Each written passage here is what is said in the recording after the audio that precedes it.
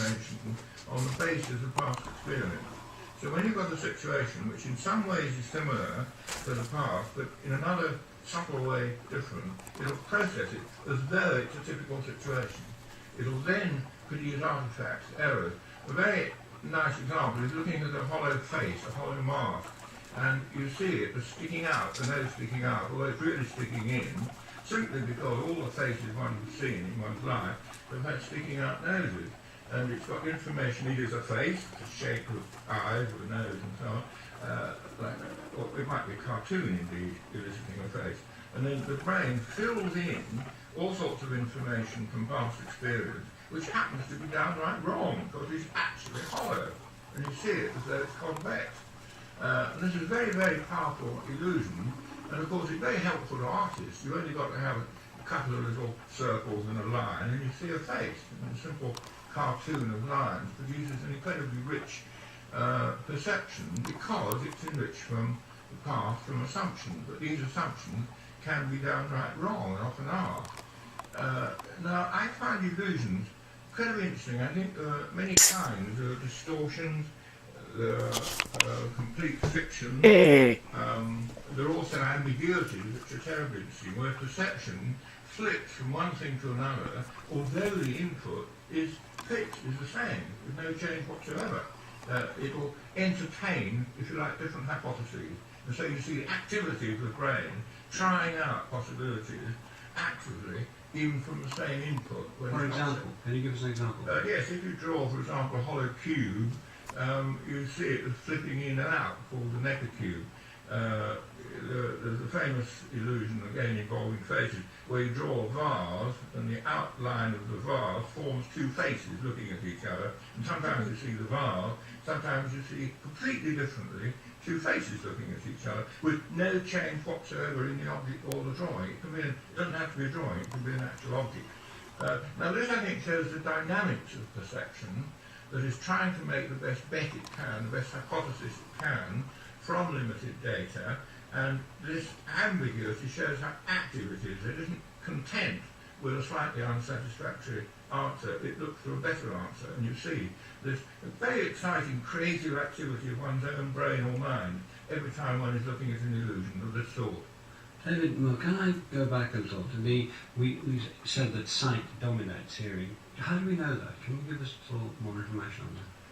Well, I think it's important to point out that this intersensory interaction doesn't occur in every situation, and before I answer your question directly, many parts of hearing and senses act in isolation. So, for example, we can carry out a conversation on the telephone perfectly well without seeing any image at all directly, and so it's important, I think, to realise that hearing at least has equal importance in most people's minds as vision.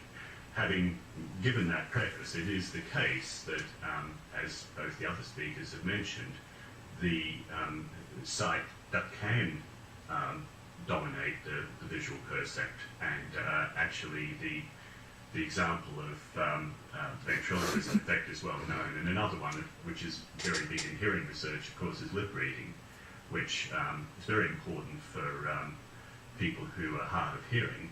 But what's less well recognised is that it's also very important for people who hear normally, and we're continuously lip reading all the time when we're watching somebody talk.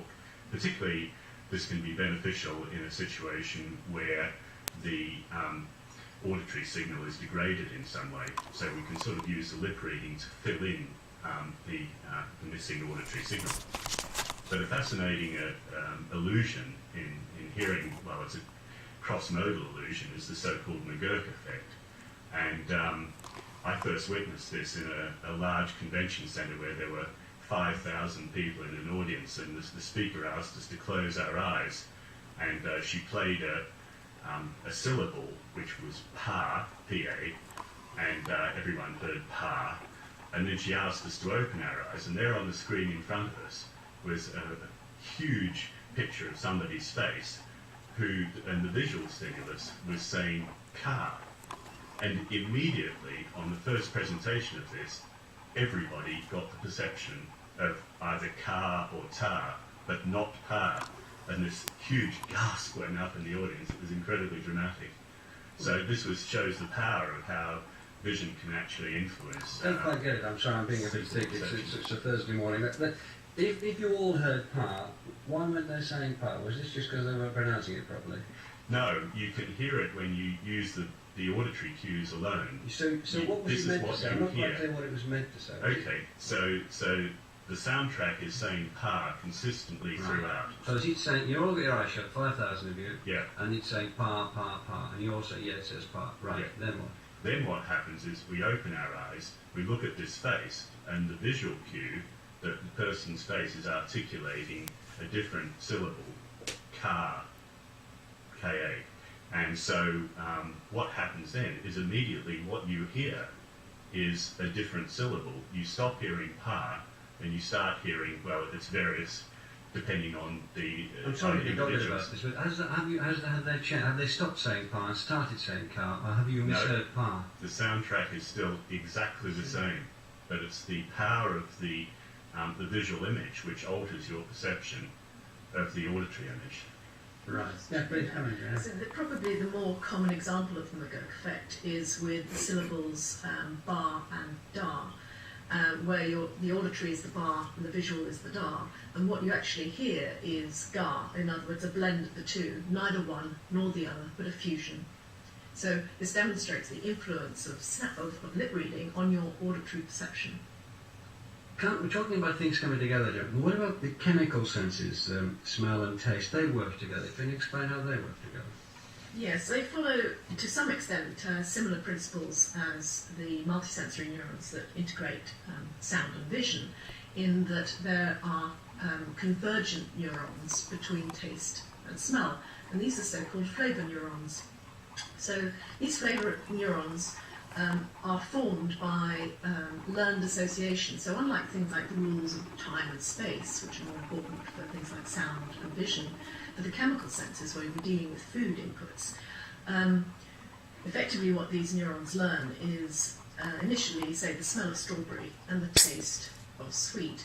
And it puts these two repeatedly, as the more you eat and drink and so forth, the association of the smell and the taste together to form the flavour neuron, which is fairly stable over time because you want that taste to remain sort of similar over your lifetime. But if the strawberry happened to be green, then your appreciation would be much diminished. Funnily enough, the integration of taste and smell inputs is quite stable, but the integration of taste and visual ones are less so. So this actually makes sense because obviously you want strawberries to taste like strawberries and to have learned that, but you obviously don't want to put in your mouth something which is a strawberry but looks off. And sort of in the case of multi cheese is a good example. It would you'd still recognise cheese the next time you had it, providing it didn't have mould on. But in fact,